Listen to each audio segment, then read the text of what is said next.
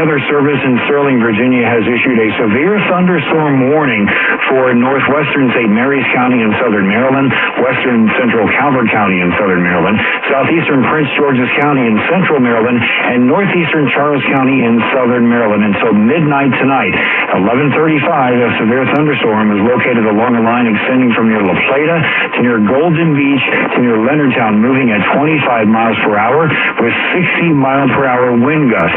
Damaging winds will cause some trees and large branches to fall. This could injure those outdoors, as well as damage homes and vehicles. Roadways may become blocked by downed trees. Localized power outages are possible. Unsecured light objects may become projectiles. Some of the areas included in this watch include Waldorf, La Plata, Prince Frederick, Sheridan, Halloween Point, Golden Beach, St. Charles, Wicomico, Accokeek, Brandywine, Huntingtown, Hughesville, Baden, Mechanicsville, Charlotte Hall, Aquasco, Bryantown, Pomfret, Benedict, and Eagle Harbor. Again, the National Weather Service in Sterling, Virginia has issued a severe thunderstorm warning until midnight tonight for those following areas.